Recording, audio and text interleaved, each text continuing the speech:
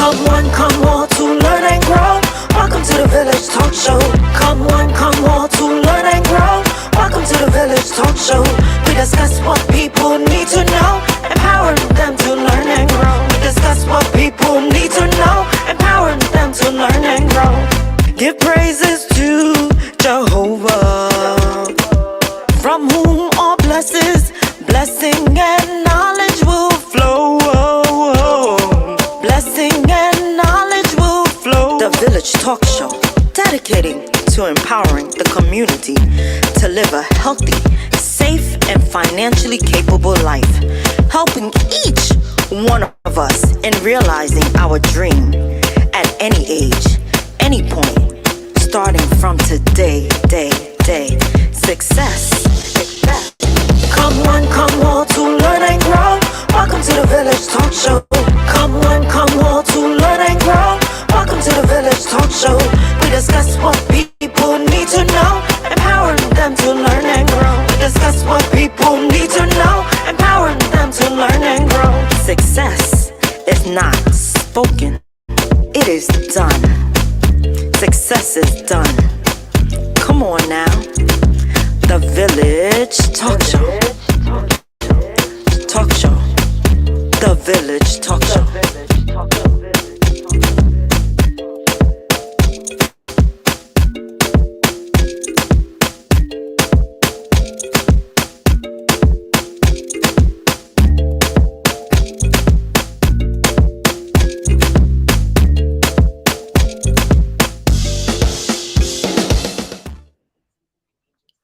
Good evening, everyone. Good evening, and welcome to the Village Talk Show. I hope you all had a wonderful week so far, and can't believe that Thursday is here already. Not sure where my colleagues are, but shortly, I guess they'll be popping in. Hello.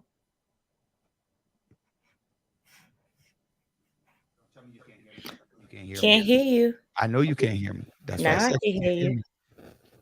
You still can't hear me? I can hear you now. All right.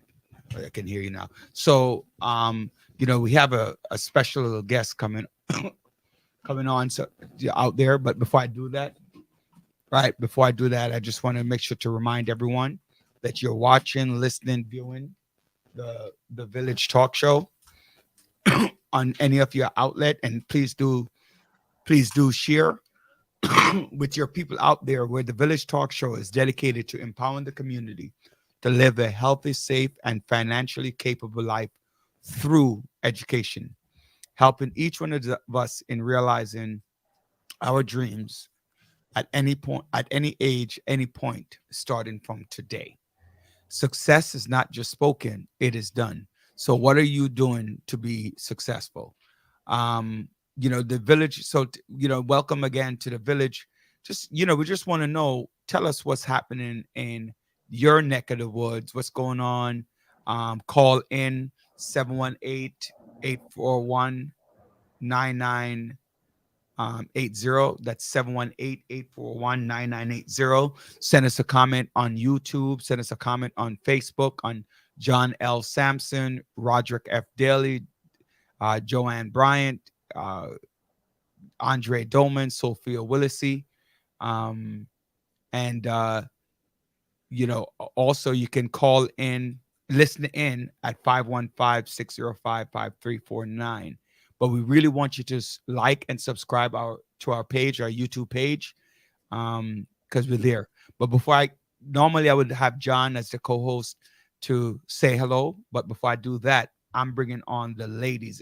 And Sophia, put your face on the screen for a minute, Sophia. Right? Oh, right. Oh, so she's not there. All right. So when she come on, we're going to put her on the screen. Joanne, this weekend is Mother's Day, right? Yeah. This weekend. Oh, wait.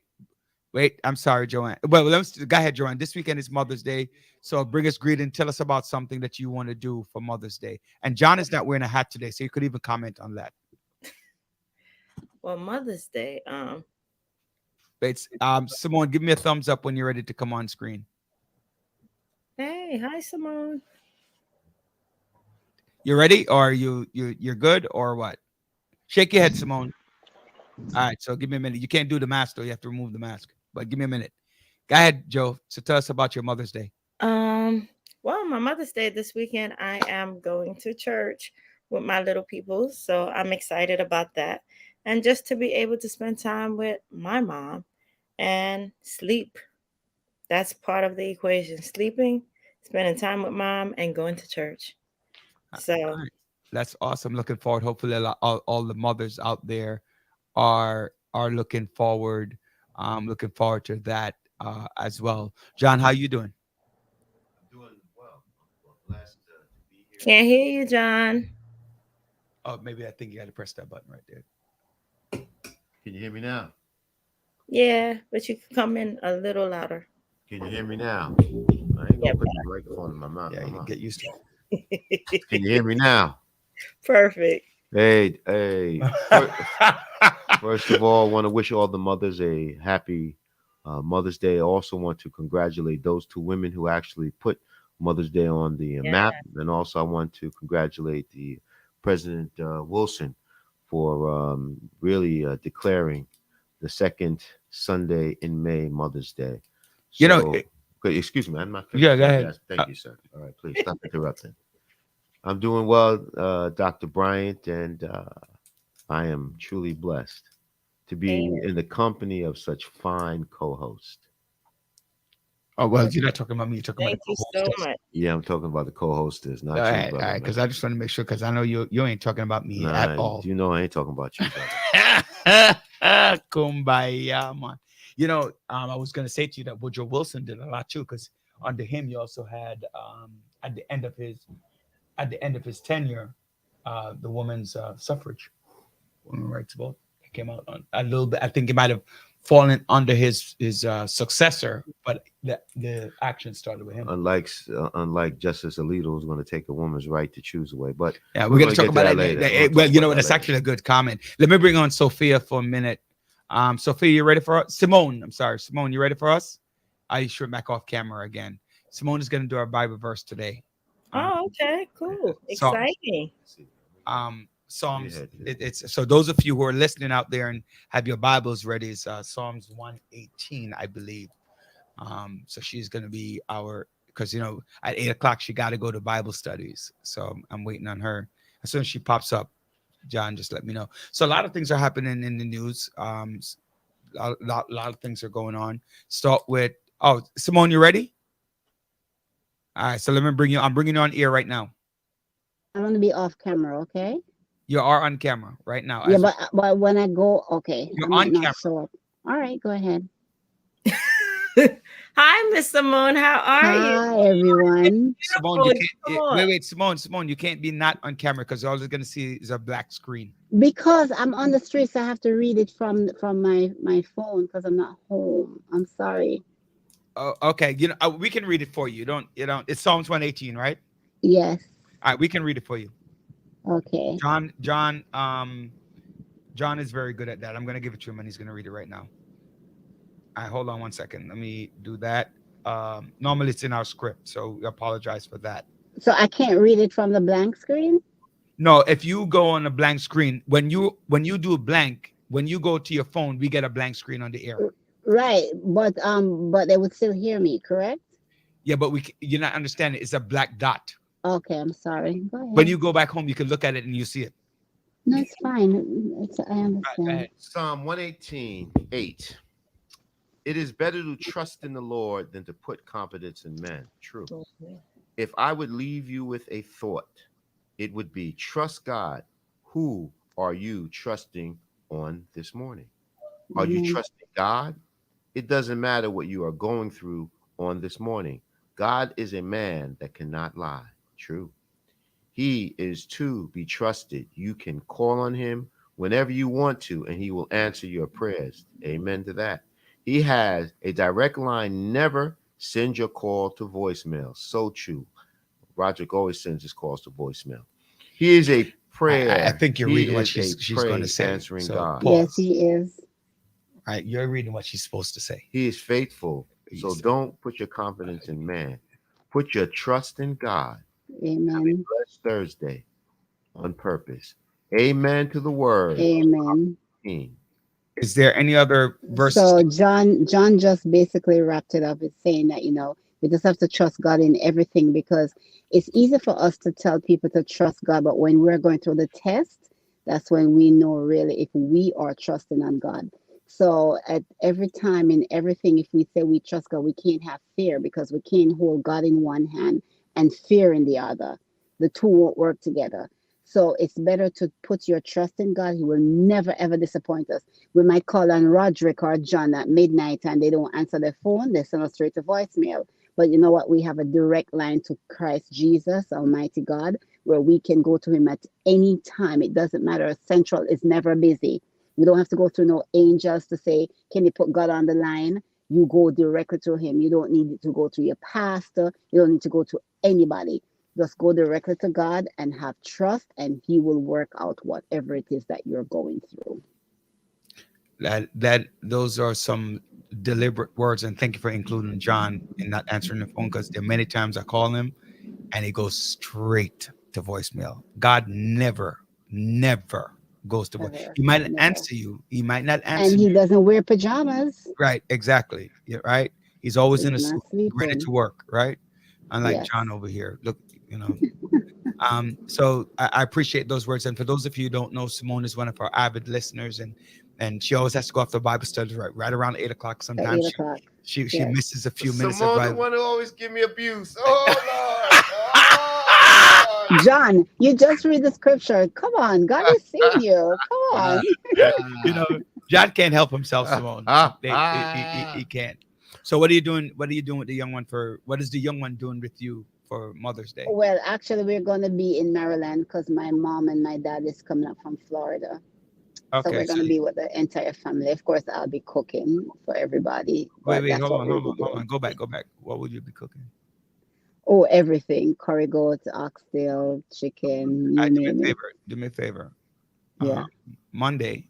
You're welcome to a plate anytime. Not John, though. Don't invite John or Joanne. Just me, right? Don't We invite can't be selfish. Well, I'm selfish by nature. I can't help it. I'm a January man. I don't like So to we share. got to pray that out of you. No, man. I don't want to pray that out of me at top. I like the part that there are many parts of me I don't like, but that's one part I like. So, Okay. so you're gonna prepare me a nice. I want some curry goat, Mm-hmm. but just only remember, there's only one rule I have with the cooking, Uh-huh. right? Can't be spicy. No, spicy. Well, it Okay. cannot be over spicy. Oh, no. You have to enjoy your food, not the Right. spice. Yeah, right. Somebody give me some hot sauce the other day. I tried. I never know say it was full of carbonara pepper or what's it? Habanero. Yeah, habanero. Habanero, right? Habanero. Yeah. So I didn't know that's what it was, man. And I put it on my Oh. food, and Lord, it a burn out my tripe. Oh, God. Right. But the one thing is the meat has to be a little bit overcooked. Right? Oh, yeah. I can't eat my goat tough and chewy. Mm-mm. Right. I can't. Well, I used to eat it, but now I can't really digest it as well. Okay, not Right. a problem. So I don't want to eat your food and I can't digest it. I want to make sure. Exactly. And hey, Definitely. make sure you call me upon Monday, Nobody make me share out the food and come feed. That me I say. Trust me, but I bet you Don't waste your hold time. on. I will bet you, wait, I will bet you any money that if you tell John where they John come find food too. Well, I bet you any money. If you're not busy on Sunday evening, you could get it because I'll be back in New York for Sunday evening. Sunday evening, what day that Mother's Day? Mother's Day, I don't Well, know. in the The schedule. evening, yes, we can get to Sunday. Yeah, man. All And then right, not a problem. I can pick up John and Joanne and they can pick it up. You don't pick up my own food, man. You heard, right? John is Yes. coming for his food, so. I got you. But Joanne, I know. I'll collect Joanne's, but make sure some curry goat. Joanne never sign off on that one, Joanne. You hear Oscar, that? see her dear. She's not even signing off. So no, don't worry about it. Don't forget. Don't prepare She nothing. not said nothing because she said, No, "Me don't know. Me don't eat from strangers, or me don't know." Yo, Joanne, don't worry. I cook for the homeless every 2 weeks, and they're well fed, and and Joanne is there's homeless, no so, complaints. that works. Joanne is Really? Joanne, don't listen to him. We're a lot of us are just one paycheck away from homelessness. You So know don't how listen many to times I tell him. people that? Amen. You know how many times I tell people Amen. that living from paycheck to paycheck? Yes, You don't know. we're sick and tired. So thank you, Simone, for reading. You're that. welcome, guys. Have a blessed one. know, Okay. John tried to steal your thunder, but It's now work. fine. Now It's work. fine. It's, It's fine. it's these Guyanese people, It's fine. they always want to take everything from everybody. All right, everybody. Have a blessed All right, one. you I'll Bless, too. But continue bless, to you still at listen. work? Are you on your way No, home? no, no. I'm on the street. I'm getting the meats and stuff because I have to bless feed up, bless them. up, All right. Simone. Bless All up. right. Yeah, All man. right. Bless up. All right. Bye bye. Hey, Take care. Tanisha, thank you for Happy joining us. Mother's Day. Happy Mother's Day to you too, Tanisha, as well. So a lot of things happening in the media. Where do we want to start? Where do you want to start, John? Because you always want to start off You know where I want to start? on Mother's Day. I want to, definitely, not only want to start with Mother's Day, I also want to end with Mother's Day because it's without the grace of God giving our women an opportunity to become mothers, to allow us to be who we are. So they deserve all the praise and they deserve all the honor. You know? And what I want, one thing I would like to talk about is the what's going on in the world. I mean, there's so many different topics to talk about. You can talk about Ukraine. You can talk about the whole issue with the leaked decision, the leaked potential decision regarding Roe versus Wade, really limiting a woman's access to have an abortion. But I think it's more of a woman's right to choose. But what I really want to talk about is our lack of appreciation and understanding how we have the ability to chart our own course and we fail to engage and activate that. Chart our own course of what? Chart our own course in life with respect to people who make decisions that really impact us Mhm. and not being involved in the political process in one way, shape, or form, which create our communities, which craft our communities. And we have no reason to be upset with this decision in Roe versus Wade because we put a president in office who was allowed to make these decisions. So it all comes back to us. We are so reactive instead of being proactive and doing certain things. And this is and to go to even look at that, you look at what's going on, what just happened with the Fed. We're increasing the interest rate by a half a point, Mhm. and the impact that half a point, the market just dipped 1,000 points today, and the impact that can have because of the rate of inflation. Inflation basically we had too much buying power and we were spending our money, and as a result of spending our money, the dollar became not as strong as it should be. And as a result of that, inflation went up. So now what they're trying to do is correct that by increasing those interest rates, which increases the rates for the bank to borrow. The bank is going to pass it on to us. And again, we're going to be in another situation. And I say that to say this is that we need to have a better understanding how politics really affect all aspects of our lives. That Uh, is true. uh, and until we have that understanding, we're always going to be talking about us being left behind. We're going to talk about, crime. Everybody talks about crime. You got the 14-year-old child who rapes a 23-year-old woman in Long Island. You got the 13-year-old kid who was just sexually assaulted in Brownsville by another individual. And all this deviant behavior that's going on, there's something wrong. And what's the root cause of it? It goes back to these kids' lack of ability, appreciation, and respect for your elders. It goes back to the home. It goes back to the schools. It goes back to the communities. So it is just a whole. It's a this whole thing is a holistic approach that we have in order for us to really decrease crime. We got to, as the mayor was saying, we got to get those young kids who lack the ability, and because they lack the ability, they figure I have nothing else to do but engage in crime. And Mhm. as a result, if I am engaging in crime, and if I can't learn, I don't know how to read, become illiterate. Next thing I'm homeless on the street, And then, you know, I look at King Creole, you know, one of the rap pioneers, and a homeless man engages with a homeless man. Next thing you know, he stabs a homeless man. Now at 60 years old or 62 years old, he's going to do 16 years in prison for manslaughter. So, you know, all of this ties into choices that we make. And the choices that we make are based upon what? The knowledge that we have.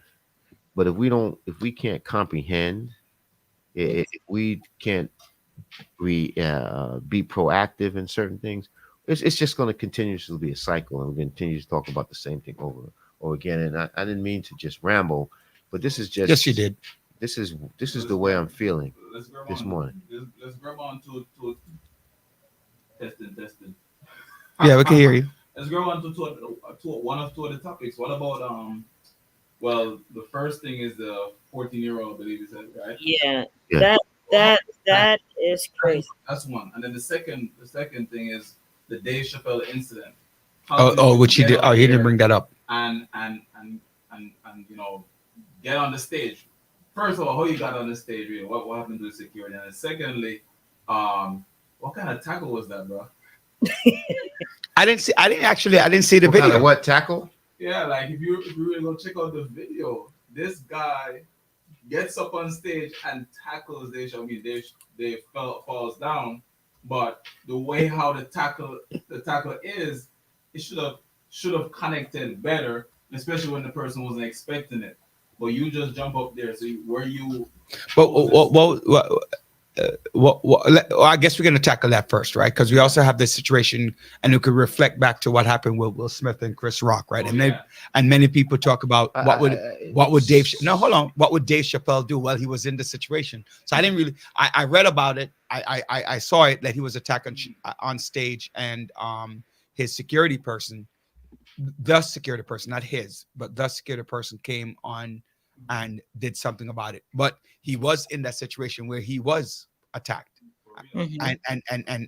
and he was done by unknown. Will Smith was completely off guard because you're not expecting Will Smith to walk up on stage and smack the living daylights out of you. So you were bringing up something like I didn't see the video, so I can't even address it, but I could address the situation. I saw posts in regarding to Will Smith and Chris Rock, and they're saying that Will Smith owes Chris Rock a whoop ass. So Chris Rock owes Will Smith. Yeah, we get it. Yeah. So I mean, but I mean, I think what I would like to see, right, is that old school. Let's meet in the ring. Let's meet in the ring. And interestingly enough, I started reading Will Smith's book. Although pretty interesting, very very good. Yeah. What meeting in the ring doesn't exist anymore nowadays. It really doesn't. So there's no fair fight. Well, what's up, brother Malik? Man, thanks for chiming in. Appreciate it. Yeah, Tanisha, we agree with that. I do have some negative sides on that comment too, but I'm gonna come back to that when we start talking about the Roe versus Wade decision. But right, right. So the issue at hand, right, when you think about that, is what did the Chris Rock situation and Will Smith situation Lead allow others this to person? line. Man, I ain't got nothing. No, hold on. There's a two-part question, part A and part B. Did the Chris Rock situation, right, shed light on something that has been previously happening, or did the Chris Rock situation open up the floodgates for other situations like these? Two questions. What do you think? Not applicable. Both of them. Why not? Not applicable. Both of them. Why because wouldn't it be the applicable? situation is different. The Chris Rock and Will Smith did not create this situation with Dave Chappelle. You have people at concerts who are always trying to get on stage and do various different things. This goes back, all the time. This is what happened with Will Smith. It's just Will Smith did that to protect his manhood when his wife looked at him and challenged him.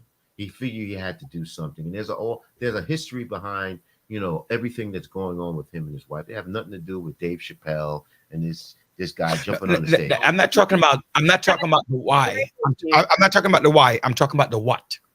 The why. His reaction was, I feel I'm sick and tired of people making fun of my wife or what, but I'm talking about the fact that somebody felt like it was okay.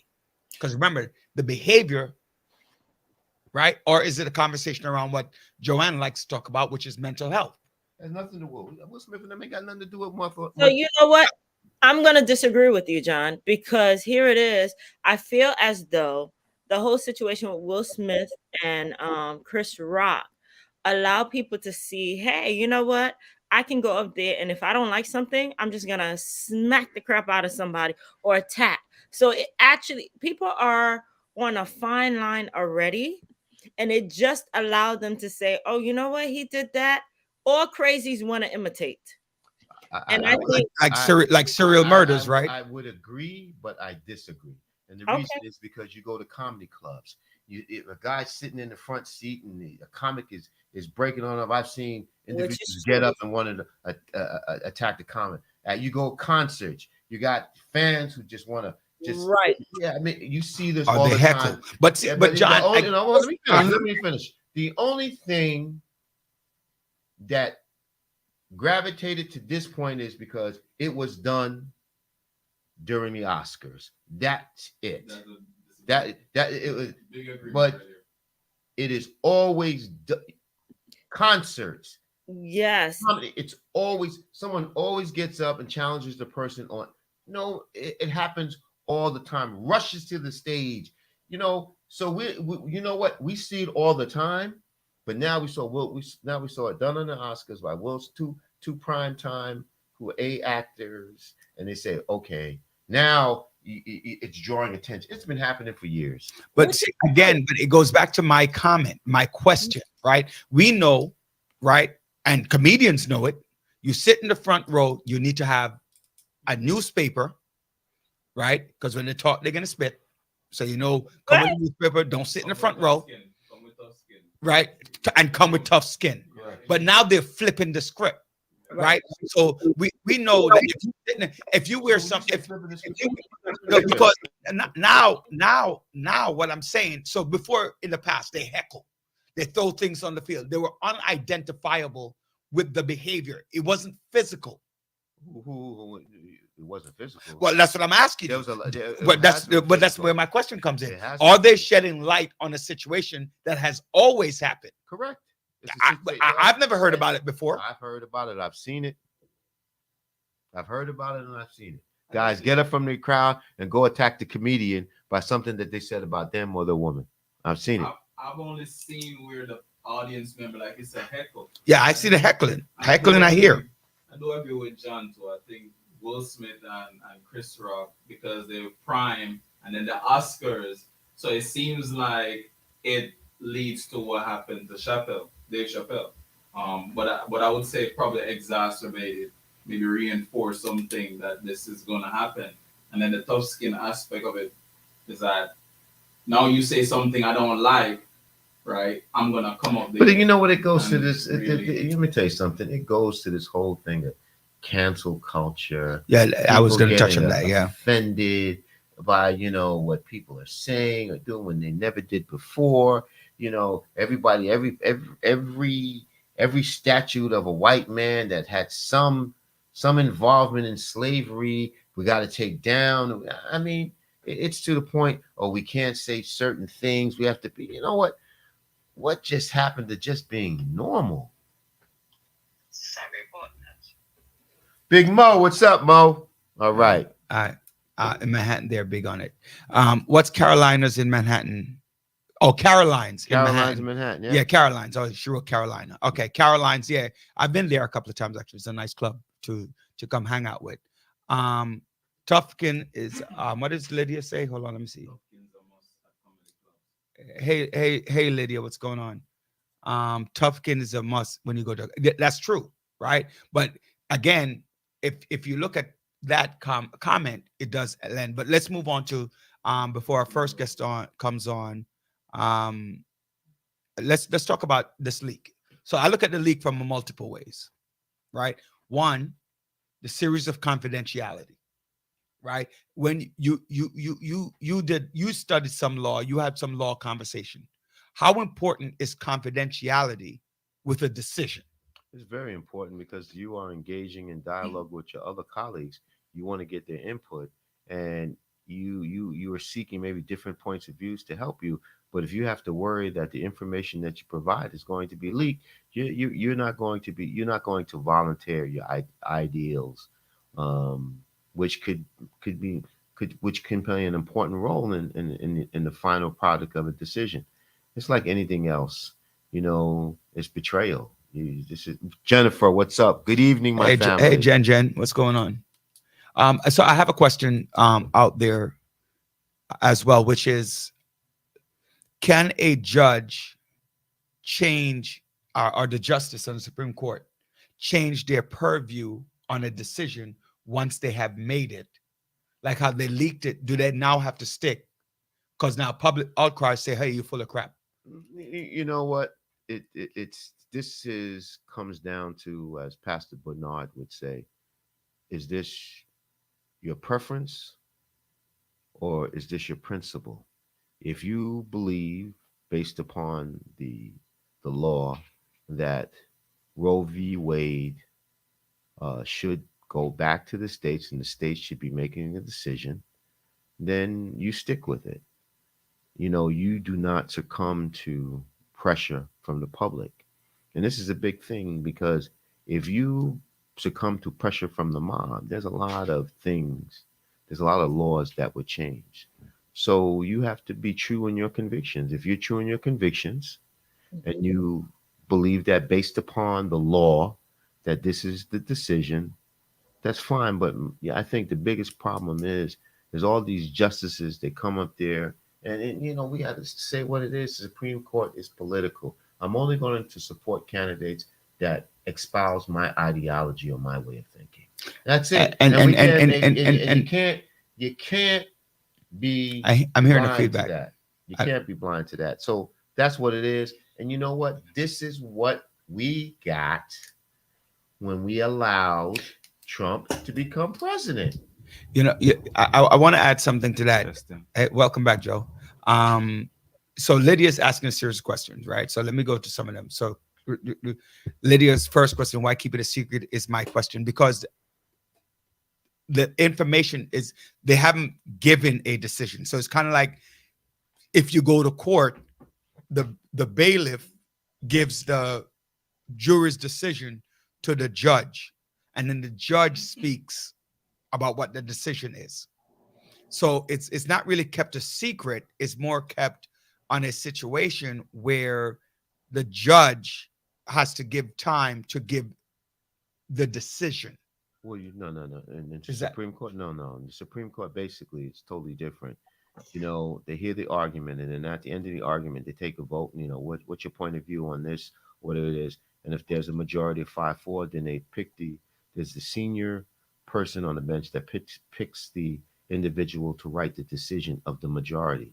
And this is what, and once it's written, this is a what they call a proposed decision. I don't think it's called proposed decision. This is a draft decision, and as a result of that, they spread it around to all of the jurists, and they asked you, this is your point of view, and based upon that, you have people who are going to dissent, and they're going to write their dissent based upon the arguments that they hear from the majority. So then, what happens is those in the majority might say, well, what about this issue? Are we going to cover this issue? So this is where the input is. So at that point in time, once that is all done, that draft decision, once they take all that into consideration, the draft decision becomes the final decision. So this was a draft decision, which was passed around to the justices to make their changes or whatever it was. And as a result, somebody leaked it because they wanted to light the fire. They wanted to create the controversy. And who has done it? I mean, the FBI will figure it out. Yeah. But I think what the justices are saying is it's a sense of betrayal, because now I can't trust that what I say or what is written I can't trust that it's going to be kept within the confines of uh, uh, uh, uh, of the four walls. I Our- I want to, but wait. In your comment, right, Doc? mhm. So give your comment briefly, and then we got to move on to Lydia's question, because the second component of that conversation. So I actually had a problem hearing some of the results of that. They were trying to blame the new justice that's coming on as the leaker, which is not fair. So is Whoa, that whoa, whoa, whoa, whoa, whoa, whoa. that was the conversation today. I mean, that's once again, this is hyperbole because she doesn't have access to something like that. You know what I'm saying? So that's just, we get caught up in the speculation. People speculate. You don't know who the heck did it. It could be a conservative, it can be independent. It could be her, but it could not. It's not possible for her because she wouldn't have a. No. If she's gonna be, maybe she's getting orientation about. There's no orientation. She does no. She has not. There's the justice is still there. She has not been sworn in. She can't go in there. She can't. So she cannot. It's like when you're not in office, you don't know what's going on in office. So right, that's horrible to actually drag her name in this situation already. That's speculation of people just talking the talk. That's all. That's what you call them bloggers who. Is that Donnie? Is that Donnie? Shake your head, Donnie. Get out. I saw the name come up. I was like, yeah, I know, because I call him Donnie. Get out. Yeah. So go ahead. You lead us off as a female to the second response. Do you think that this? Oh, wait, hold on. I'm hearing from Andre. Should we go to him first and then come back to the question? Let's pause on it. All right, so let's bring up the commercial. Joanne, you have the first dibs on that question. Lydia, your question is going to come up after our first guest. All right. So let's go to the commercial and then go to our first guest. Can we, Andre, can you just make a note in our group so we know to come up, start there? So, ladies and gentlemen, the Village Radio Talk Show is brought to you by the Single Parent University. Open admissions, course curriculum, personal development, mindful parenting support, support seminar, financial management, nutrition, and wellness. You can get the program benefits. They give you free childcare, transportation, social support hub for those of you who need it, or even if you don't think it. Joanne loves to talk about mental health. So the social support hub is so important. I like to talk about, getting yourself prepared. That's the resume writing, cover letter. John and I, we all talk about looking at your career, getting your legal assistant, knowing what you're talking about, mindful parenting, and helping each other. And if you have to bust that behind, you're going to know why and give that proper explanation. So we just ask you to come out, support the Single Parent University. Call 646-779-6767 or text SPU to 714-441. And we also have, right. So we also want to have that this is done right here in New York City, and they're looking for people to participate. So stop saying that you're not getting support when support is given to you. God bless. She does not have access. Oh, right. Okay. Joanne is, Jennifer's just commenting on what you're saying. So bringing on our guest, right? Gene, Donnie, yes, sir. Donnie, okay, something is a little bit awry. Technical difficulties. Yeah, there we go. So welcome to the Village Show, right here, the Village Radio Show. And I saw your name come up and I knew it was you, but then somebody else was on doing something else. And I was like, it sounds like him, right? But I don't call you Donnie. I don't call you Gene. Right. Exactly. I call you Donnie. I've been calling you Donnie for close to 20 years. So it's not about to change. Welcome to the Village Show. Yeah, thank you. Good to be here. So 2 weeks ago, on behalf of John and Joanne, she's from your country, I believe, right? Where you from, Donnie? Haiti. There you go. So you should be able to pronounce Joanne. Because that she's from your country as well. she's you see the giggle, she's very excited. Right. So I can't really hear you though. I'm actually It's coming from your end because I can You actually. sure? Yes, yes, because I could hear you can hear me loud and clear, right? We all Can can you, I hear. have my volume on loud, so can you hear us? I can hear you loud and clear. well, you come in low So you No, can't hear me? Can you hear me, Gene? a little bit, low, very low. it's your computer, so check your internal volume. Well, it's actually it's my phone. That's why we told you to use a laptop. Yo, I don't Donnie, have a laptop, brother. I'm not rich like you. Rich. If I didn't know that Donnie, when I was driving around John in a 1987 Nissan Sentra box car, and he's driving an S500 when I'm driving around. So who's rich now? Listen, the car don't mean anything, just a All car. right. So the laptop don't mean anything. It's just a laptop. But the laptop works well in the show, but it's fine. But we can definitely hear you. So what I would say is that when you're speaking, you could sit back when you finish, when you pause, or when one of us is talking, just lean forward so you can hear. Does that work? It's low. You're muted, Doc. Do you have I'm an muted. Do you have an earpiece? I'm old school, man. I don't have earpiece. I don't have a laptop. And you're vice president of the Lions Club, and you how do you reach your constituents? man? Whoa. I'm not a vice president of the Lions Club. I am part of the Lions Club. I I am know. a member. I know. A I saw member. I know. I saw something that says vice president. I know that I can read. Yeah, you can read. Well, you was a teacher, right? Yeah, exactly. I am the vice president of a community care food pantry incorporated. It's a nonprofit. Right. It's not me. Is it me? What do you mean? It's on the flyer. I just saw vice president. I see the Lions Club vice president. No, look at the bottom part. Well, dude, As you can see, wait. Let's talk about villagers, fine print. Roderick does not read. I know he doesn't read. I- He's a school teacher too. Yeah, right. Right. So all the kids that had Roderick in the class, you see what's going on? By the way, my kids are very successful. Let me.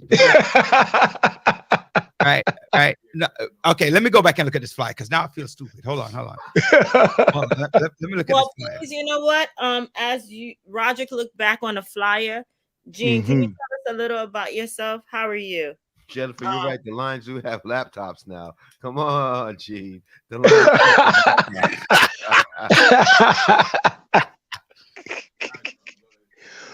Well, It does say vice president of community. So wait, let's. Okay. ah, Oh, wait. Stop. It says Lion Jean Ordinat. Of course, the name is spelled wrong. exactly. All right, hold on. Spelled wrong. Right, vice president of community care food pantry. Right, but it says Lion Jean. Okay. Because I'm a member. All right, no problem. Joanne was asking your question. Go ahead. So please tell us about yourself, who you are. We're finding out that you're a vice president of a community organization. So please share with our audience who you are, Mr. And J. your inability to play basketball. Make sure you throw that in. You funny guy. And we would love to see your face and not your ear. Well, I have to I have to use my ear. No, I understand, but like remember what I was telling you, when you're listening in, listen with your ears. When you speak and use your mouth, because we can hear you loud and clear. How about now? Wow. You have an echo, so you have to turn off the first thing.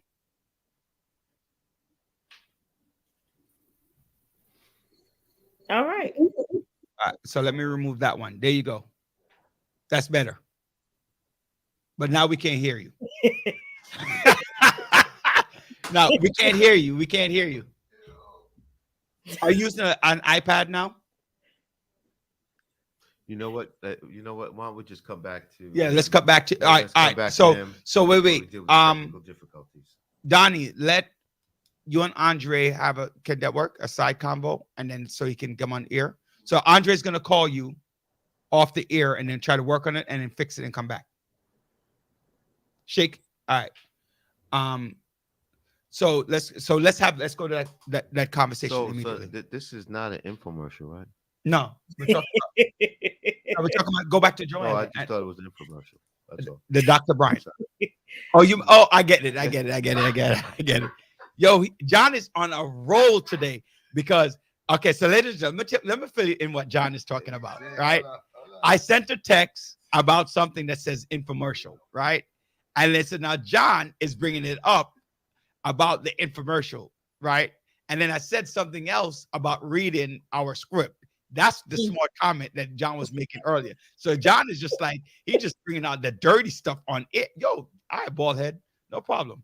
Go ahead, Doc. So women love bald heads, brother. So that's all right.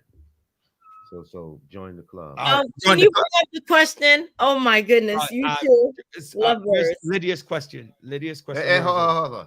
What you said? You called us lovebirds? Yes. Okay. Do you think? You better not change that subject. Do you think? Wait. Is he gonna bring us some more dirty stuff? I don't know what he's talking about. But anyway, Kumbaya. let me get straight to my question and ignore John. Do you think the decision should remain the same or should he change it? So we're gonna say let's get your opinion first. So tell us about that. My opinion on the abortion case. I feel as though wait, hold on. I have a little hair, Tadish. I got more hair than that. No, wait. I'm sorry, Donnie. Wait, he's not here yet, but we're gonna bring back up. Where does he live? I'll take him one. Damn, yo, Jennifer, seriously.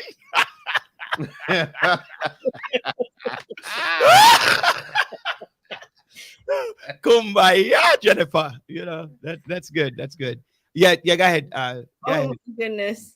Well, we thank our listeners. Yeah, they make us laugh. Thank our listeners. Yeah. Oh my goodness. It's hot. Hot in here. Don't take off all your clothes.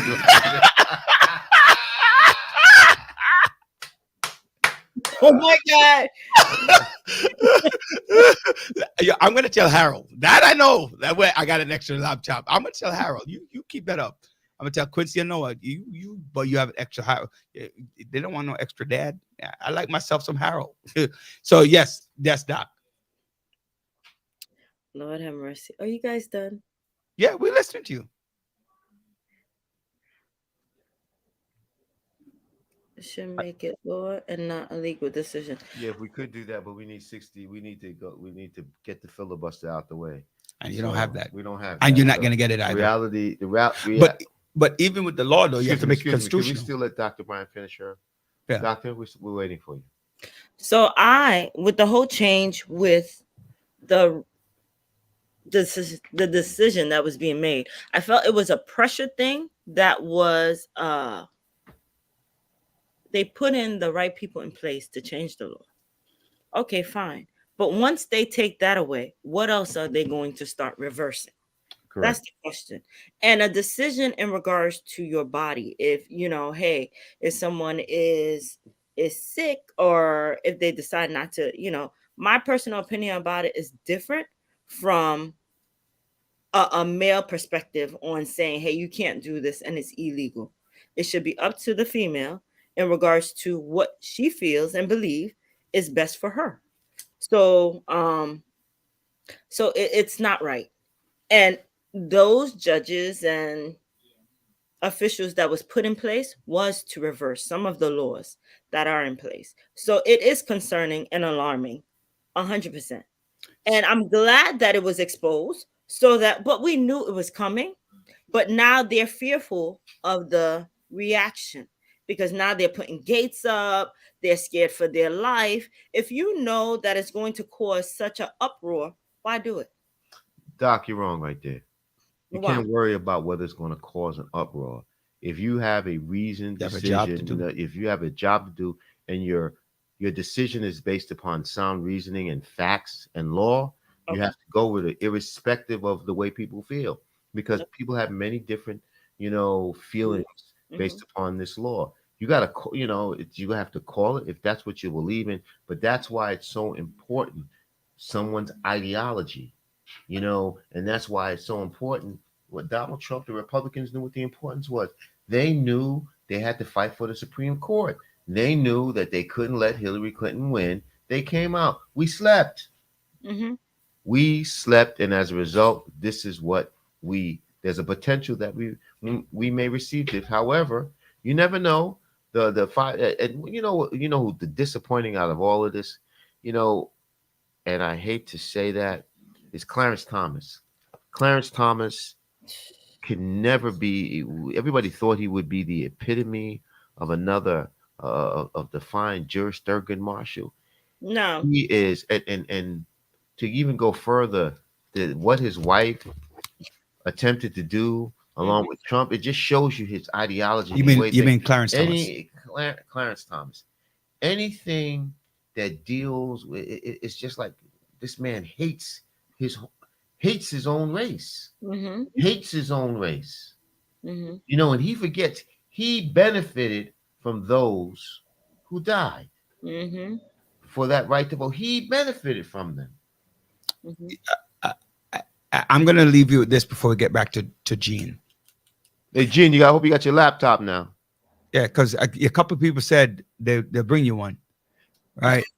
I'm going to leave you with this. I think that vote should have been 2-1. It shouldn't have been 5-4.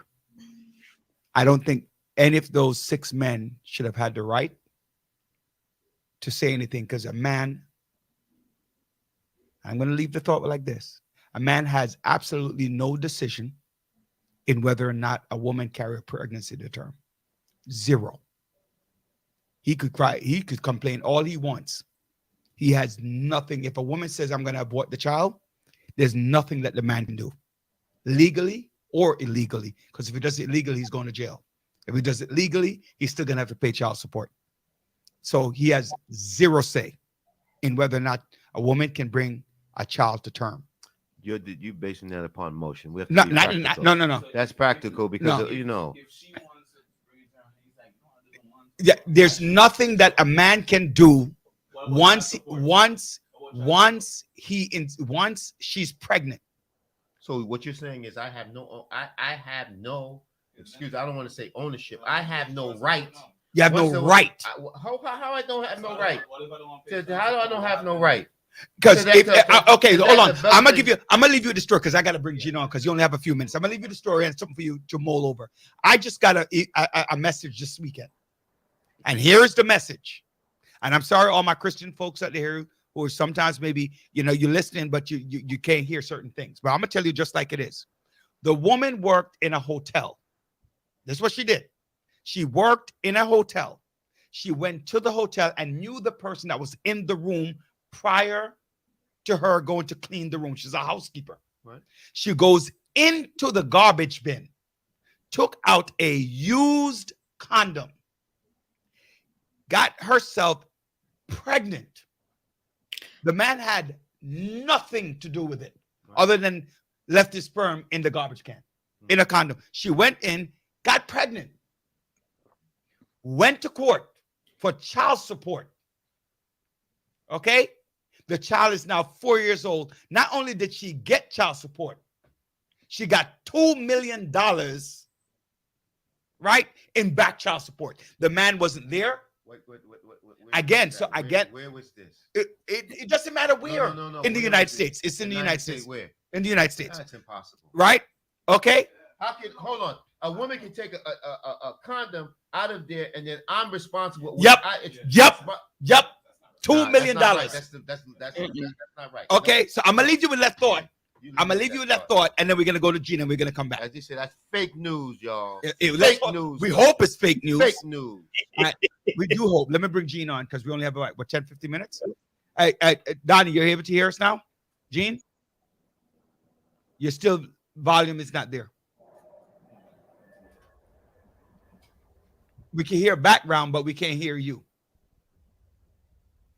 Yep, but still can't. Is your thing muted? Check to see if your thing is muted. But I can't see it on screen because we have the. Well, you know what? Technical difficulties. See what you deal with. Let's get back to what we were talking about. Gene, we're going to get back to you, man. We really can't hear you. All right. Hold on. Let me see. Let me. I'm just trying to. Where's this comment right here? Crap. All right. It doesn't say that he's muted. Talk again, Gene, for 1 second. Can't hear. Nope. Can't hear a thing you think saying. All right, Gene, we're gonna try to bring you back. Try to bring it back. Try to bring it back. All right, All right. let's get back to this now. All right. So let's get back to it. So Andre, Google that, see if it's a real story, because we go back to it. Right. All right. But at the end of the day, right? Think about this. Hold on, ladies and gentlemen. Hold on. You're gonna come to us with a story. It doesn't matter if I come to you with a story. No. You're gonna come to us with Oh, a well, story. listen. And you can't Wait. substantiate it. Come on, man. Wait. Donald Trump. Come on. No, it's a real story. Come on, I know it's a man. real story, but I want to see if I don't know if it's in the United States. That's what I don't know. That's what I need to find. But it is a real This story. is like Ripley's Believe It or Not. Right. But think about how many times have in your lifetime. I know zero. I know zero in my lifetime where a man has said no, the woman has said yes, and he didn't have to pay child support. I know zero. Because the law says you went there. And if the DNA says you are and even sometimes when you're not the father, you still got to pay child support. This sounds so personal. Let's keep it moving. No, it's not personal. It's not personal. I don't have that situation. That's not personal. That's real. Real scenario. That's real, right? I have no children that I'm not responsible for that are not mine, so it can't be personal. There's cases in which a gentleman thought he was the father of a child, and the woman said, and then 16, 17 years later, comes to find out that he wasn't the father. However, the court says he has to continue to pay child support because that's the only father he knew. I have a friend who went through that, so Yeah. I understand. So it's 100. And no, Jennifer, it's not about. Jennifer said that it's about child support. Child support is a big factor because money. She said this is not about child support. It is about child support to some extent for the male, right? A male who wants a family, it's not about child support. Because if the male wants a family and she doesn't want to have children, he still can't make her have a child. So that's not about child support at all. Nothing at all to do with child support. The fact is, go back to a couple of comments. The woman stated, Gene, can you hear me? Because you're still on the air. No, you're still muted. Right? So you and Andre work it up backstage. Right? So if you're married, you say, the woman says, I want 2 children. Right? You say, I want 1, or I want 3, or I want 4. She says, I want 2, I want 5, I want 6, I want a child. Okay. Ultimately, she has to make the decision to agree with you that I don't want any more, or I want more, because any decision that she makes is final. It's her body. And exactly, and that's why I said the decision should have been 2-1. No, Roger, I can that's I mean, you can't, Yeah, I'm not addressing, Jennifer, the root causes why it should be legal or illegal. Mm-hmm. I'm just saying that decision should not have been 5-4. That's all I'm saying. Because you think the men shouldn't have had the right to make that decision? No, they don't. They shouldn't, because you don't. I disagree with you. And now, if you want to ask my personal opinion, I do agree that it's a woman's right to choose. I agree with it's a woman's right. I agree with. You should have some input. The father should have some input. But no, if I'm not going to have input, so you don't want me to have input, but then you want me to have input. That's exactly what it is. No, don't. That's a fact. So therefore, I want input. Period. Yeah, but so therefore, I'm not going to, like you said, you're going to have. It should be 2-1. No, it's 5-4. Whatever men on. That's it. They make a decision. Right. It's not clear from start to finish. It's not be clear from start. It doesn't matter if it's clear from start to finish. It's what she ultimately decides to do. It's not clear from start to finish, because she could decide that, like, you could both agree that, hey, you don't want, right? Truth or fiction? Look. Right. Hotel cleaner who stole millionaire's used condom turns out to be fake news. Fake news. Good. Because I was thinking he's going to confirm it some more, right? But at the end of the day, it's anything that she decides at the end is what goes, right? Who was that football player from Charlotte? I know he killed the woman. I forgot his name. Carruthers. Yeah. Carruthers, yeah. And he got 25 years because it was agreed upon that she wasn't going to have, they weren't going to have any children. And she decided she was going to have the child. And he was trying and wanted to charge him $25,000 a month, I think, something like that. Killed her. And he ended up killing her. So he lost his football career. She lost her life. And he did 20 some odd years. Yeah. And then he has a child who has special needs. But Yes. you know, I mean, Yeah. that's And you know, that's ugly, right? How that turned out. But that's a reality of the situation. You are stuck in a decision that so at the end of the day, my personal view is a woman's choice. Because you can't tell me biblically, according to the Bible, you shouldn't have an abortion. You can't, that's not something you can tell me. Or according to the Bible, you shouldn't drink. Or the Bible speaks, you have to learn to what you're interpreting. You got to know, it's still your decision. And I don't want to make it a religious thing. Your religious conviction is yours. It's yours until it doesn't become convenient. Right. Anna Navarro said, those Republican lawmakers who are right to life, however, they believe in an abortion when they get their mistresses pregnant. Yes. Want them to have an abortion. Hey, there you go. Yes. That's a very good point. When the mistress is pregnant, you don't want the world to know. You want them to have an abortion because you don't want to bring disgrace to you. Right? So, Carruth. That's it. Ray Carruth. That's the name. Ray Carruth. That's what I said. You said, yeah, But you know what? All those justices, before they got sworn in, they all said, hey, you know what? We're not going against or whatever. So it was just, I was saying the same thing in regards to, they say one thing to get in, but when they get in, they're whatever motives they talking about. A politician. No, we're talking about pregnancy. So I'm trying to know. I'm talking about the justice. They questioned them about that before they got sworn in. Oh no, we're not going to. But who put them in office? I'm not going to put somebody in office to represent my views. If they're not, I'm not. If I'm a liberal Democrat, if I'm far left, right, I'm not going to vote to put somebody who's far right. You don't represent my interests. The hopes are you're not supposed to discuss how you would make a decision, but I'm not putting somebody who has not shown a track record, correct me if I'm wrong, of conservative or liberal. But so that's if I'm far right, I'm looking for somebody who's far right. If I'm far left, I'm looking for somebody who's far left. What I want is more moderate Democrats to start having the right to do that, not liberal Democrats like Joe Biden is. Do you think that this decision will be changing the views of people going to vote now? No, but I hopefully change the views of men who just want to have I like it raw. I hope let's begin to change those views. Because I'm with you, brother. I'm with you, brother Quasar. Self-control is birth control. Bull crap. Yes. Big up. That's one of those comments where guys make because they want to be on the woman good side. Self-control. Both of you don't have self-control. You again, remember, you can choose. You can. I'm not going to use Dr. Brian. My wife and I can go at. Don't. Right. My wife and I can. Right. Right. Yeah. Oh, she just shut me down. Right. That's not the point I'm making. The point I'm making is that my wife and I, before we got married, can choose to go at it, and we could choose to say, "Hey, we're not going to do anything until we're married and have children." Right. Mm-hmm. And that's the decision. Then she might look at it and go, "Well, you know what? We're planning to get married anyway. Right? Why shouldn't we have the kid?"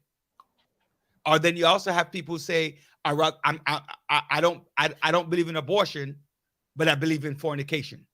Are you serious? Right? You have to get to the first sin before you get to the second. Listen, thou shalt not judge. I'm not judging.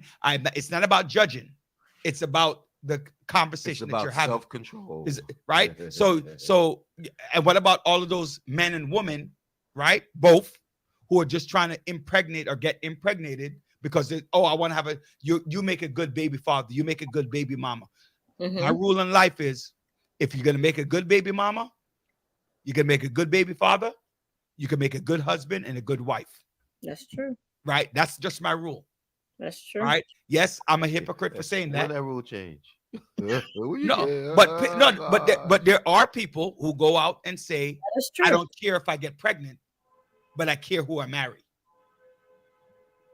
Right? Well, it should be the opposite. You should care. Actually, both ways. Both ways. I think they should be. Yeah. Because the thing is, you're stuck with the person no matter what. Yep. If they are in your life, if they're not. So, don't even go there because Donald Trump is a fool too. I know you're a Republican, but Donald Trump is a fool too. I think he's a bigger fool. Oh God. Okay. DNA. Hold on. By the way, Lydia, I just thought I should tell you that you're saying that it's a woman's right to choose. So therefore, what your comment that you're making, right? The comment that you're making goes against who you voted for, because he put people in place to ensure that a woman does not have the right to choose. Okay. So I just thought I'd tell you that when you say Biden is a fool.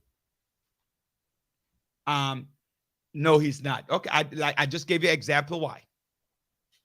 Because it's very important to you that a woman has the right to choose, and he's a strong proponent against your right to choose. Very strong. That's why he did the Supreme Court the way he did. Ultra conservative. I just thought I'd tell you. All right, we have to move away from the real issue. What's the real issue, Jennifer? I know that's what I'm asking. So what is the real issue? I read it. I thought I read it right.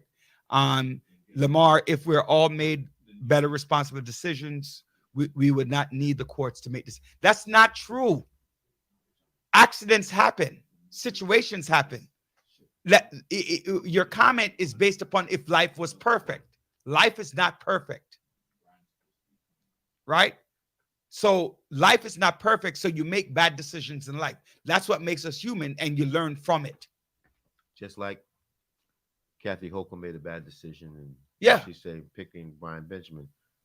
Not Brian. Oh, you mean or the new person? No, Kathy Hochul was trying to make it believe. Wait, you're going to move on from this topic? I'm just saying, like, she made a mistake in supporting Brian Benjamin, and now she went to get Congressman Delgado from upstate. So how we go from abortion to lieutenant governor? I don't know. That's you. Oh, you're talking about the bad decision. John, what's up? Somebody saying hello. What, John? Gene, I'm gonna try you again, see if we can get on. If not, we're gonna have to work on it for. What's up? Maybe we could call him in. Right. Hold on. Oh, my man. Right. My man. Oh, you talking about That's my man, Grinder, man. Grind harder. Yeah. Gene, can you What's speak, up, Gene? family? Gene, say something. Microphone fiend. Gene, can you hear me? No, let me try this. Can you go ahead, talk now. Yo. Look, turn to your right. Oh, we have sound. Turn to your right. Turn to your right. You can hear me now? Turn to your right. Okay, we can see. There you go. So we can see you on the open screen, and then your blank screen is up, so we can hear you through the blank screen and see you from the one that you're on. So go ahead and talk. Okay. What's going on? That's good. You got that laptop? Somebody dropped it off there? Wait. Tanisha and Jennifer said that where you live at, they'll come drop it off. I'm just telling you. It has to be new. Right. So we're gonna move through very quickly because let's do that because our next guest is gonna come on in a little bit, and so I'm sorry that you're having difficulty today. Well, they have to wait. Right. If we'll work on it if we don't get it done. So let's quickly tell us a little bit who you are and what you do and what you do for the community.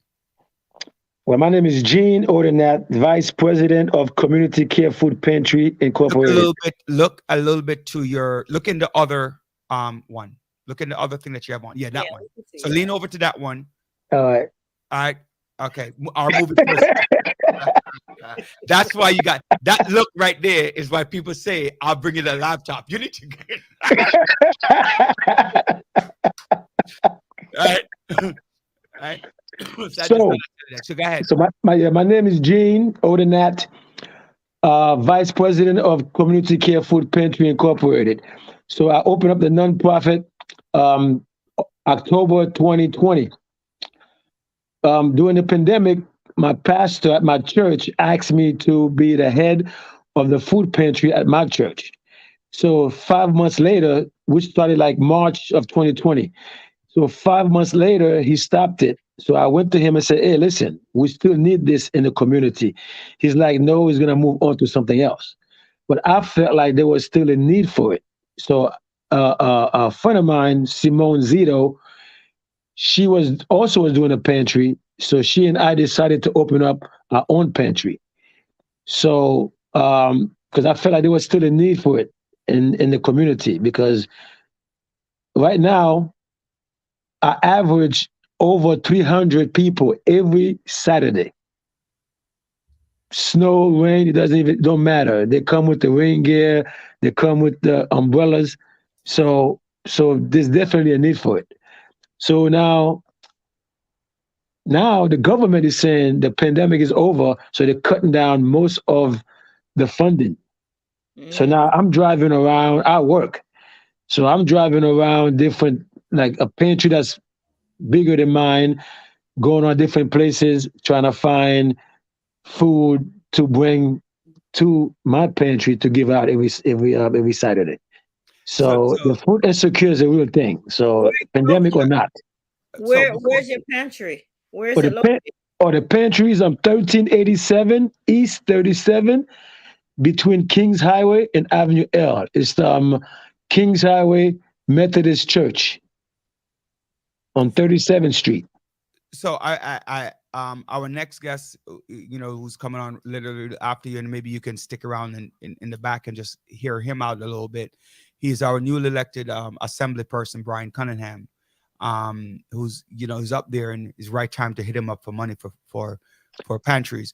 I just want to know. My question to you is, who do you serve? Like, so you're located specifically one place in, I believe that's Rodney Spichat's district. Or is it formerly Nick Perry? I'm not sure who's the assembly person there. That's not Nick Perry. This is Assemblywoman Spichat. District 45. That's no, that's City Council. That's City Council. So it's either 58 or Farrah Lewis's. It's Farrah Lewis is 45. Yeah, but we're talking about assembly. The state level, okay. Right. So, but I'm saying, who comes to your pantry? Where do you have a list of people where they're coming from? We are a unique pantry. All people, different type of people, Chinese, Muslims, white, black. It's all different zip codes. 11210, 234, 203, 235, 236. It's all over. We are the melting pot. The pantry is like a melting pot. When you pass by that line, is just all different type of people comes on that line. There's we don't discriminate against. Doesn't matter. You come, you sign your name, zip code, how many people in your family, and you get a 2 bags, a box in the bag, whichever one we're serving. So yeah. So right now I'm just trying to find some extra help to continue what I'm doing, because I'm not trying to stop it. So when you say extra help, what kind of extra help are you talking about? Well, monetary funding, definitely. Right now I'm looking for someone to donate a van so I can make it easier for me to go and collect, the food. I am a nonprofit, so that's tax deductible, by the way, for those who are listening. Well, there are. I'm a 501c3 nonprofit, so yeah, I can sign that. Yeah, like Cause Are Us, same thing. Okay. That is perfect. What is okay? So, what are some of the challenges and barriers that you have encountered? What time is Brian's schedule? 8 o'clock. All right. So Brian, we're good for 5 minutes, right? Yes. Shake your head.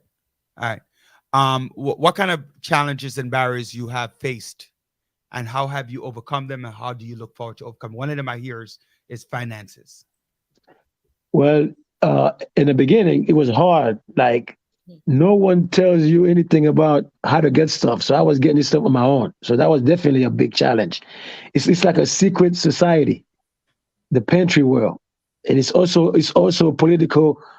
It connected with politics, So it's like when the politicians are running, You see them, they'll come by, drop food off, give food to the community, but after that, they disappear.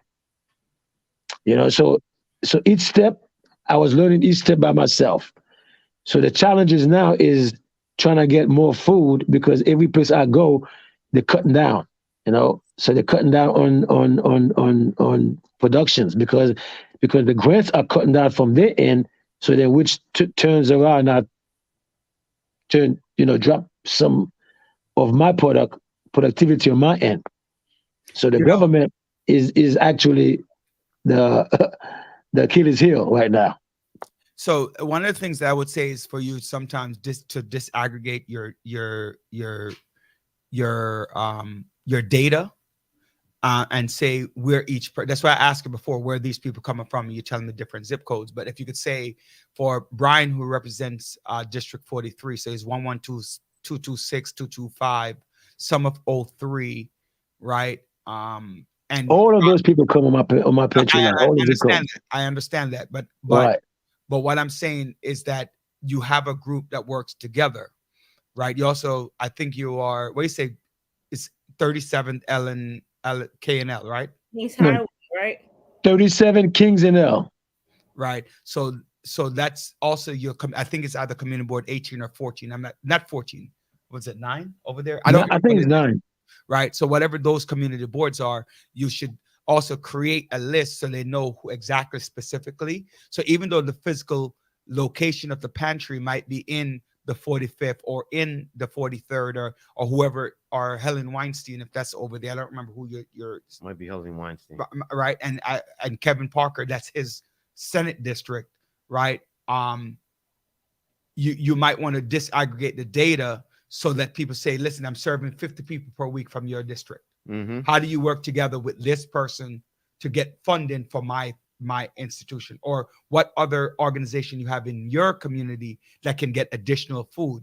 Like I know that factually that the Mount Sinai Seventh Day, they have a food pantry, right? So I know that as a fact. I don't remember if it's whose district that is in, but they might be able to say, you know what, I'm going to collect food for both things. So that's one of the conversations that you could have. Dr. Buddha Philly wants you to share the info, and we really only have 2 minutes, so let's start with that. How does somebody get in touch with you if they're willing to participate or assist you? That's why I'm here, the assistant. No, share the info. They want you to share your info. How do they get in touch with you? Oh, well, I'm on Facebook, Community Care Food Pantry, Inc. Cell phone 917-304-3406. Play that a little slower. Or 917-304-3406. Email is darkmanjj@gmail.com. You need to change your email, all right? Why? Because it's not a professional email. I know. You can't have somebody send you an email that says dark man. Are you serious, man? I've been doing that forever. Yeah, well, you need to change it, all right? When that was actually my football pool name, and I just I turned it into a Gmail. Okay. Andre said to say the number again, 917? 917-304-3406. And the Facebook? Community Care Food Pantry, Inc. Okay. Do you have an IG? Same thing. Okay. So everything on all media network is the same. Yeah, right. Okay. Perfect.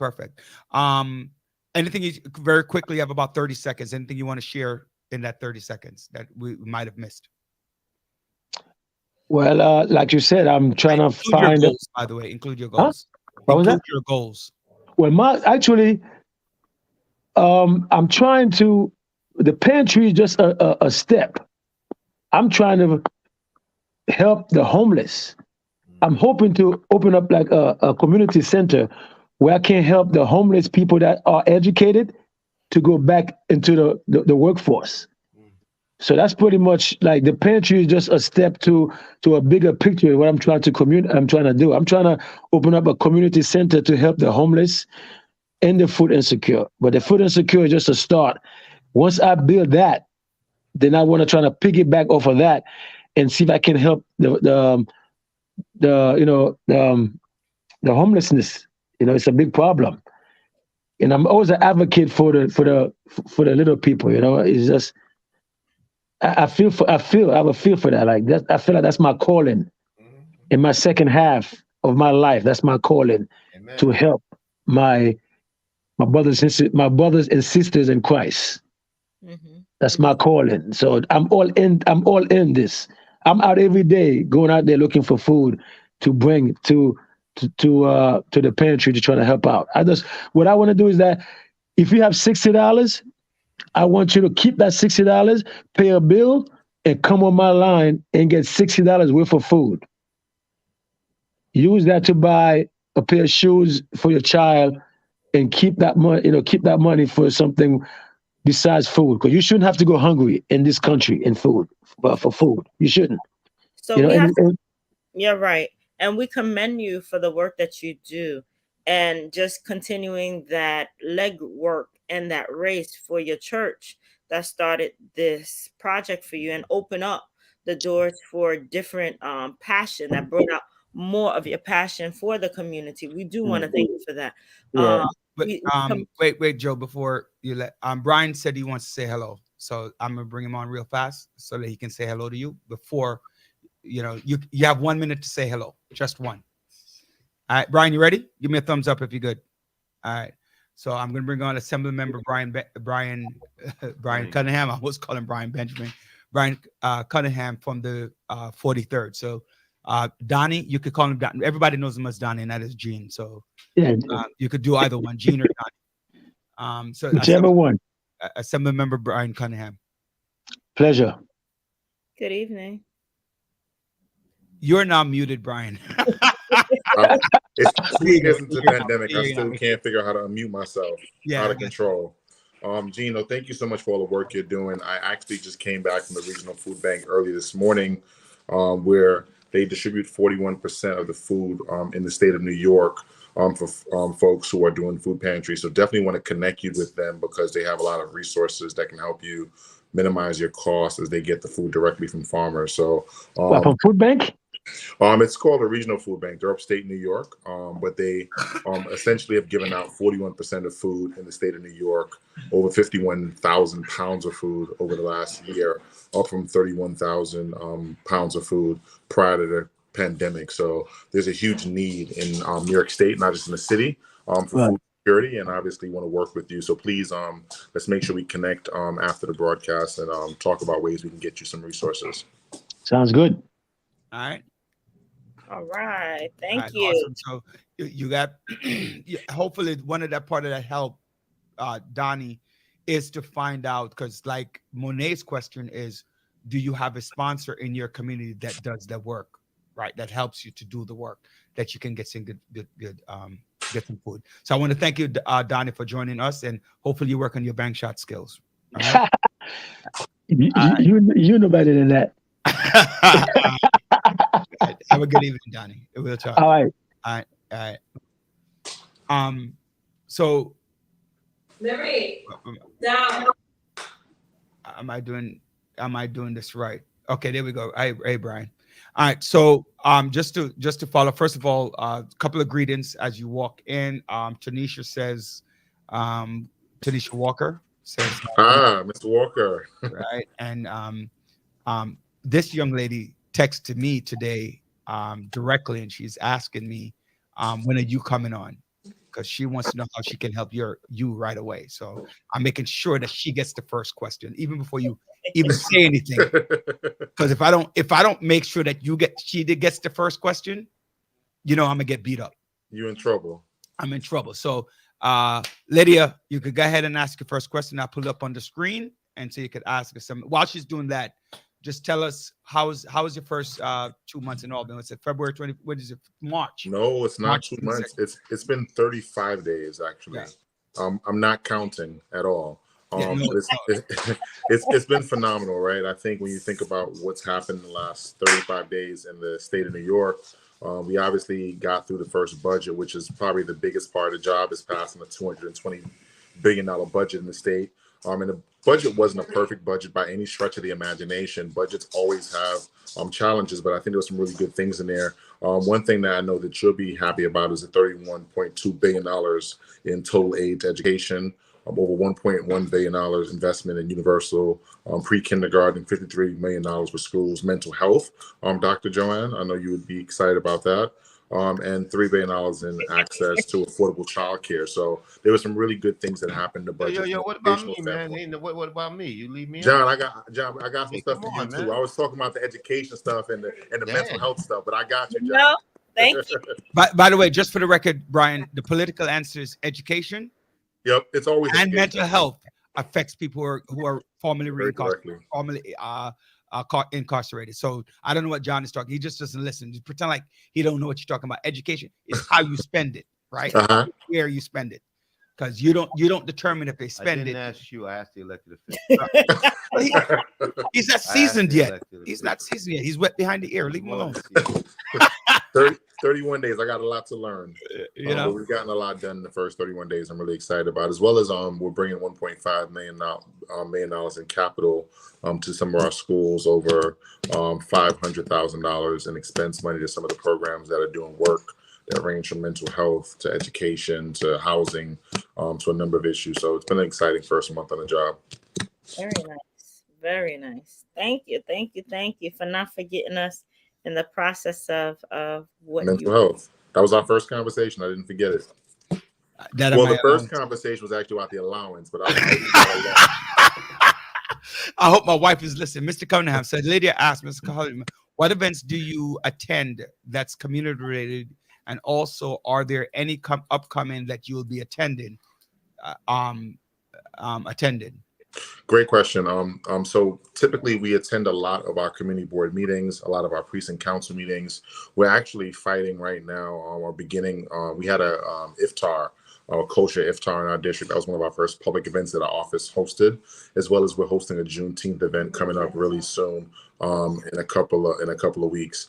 In terms of our schedule, many people don't realize this. John would appreciate this and understands this, is that most state legislators spend both Monday through Thursday in Albany. So I actually just got back into the city, took off my tie and jumped on this call. So the weekends are usually full with community events. We try to partner with folks and not try to overlap folks and try to figure out what's happening in the community. So this weekend we'll be at a shredding event, a community garden event, and a community cleanup event as well.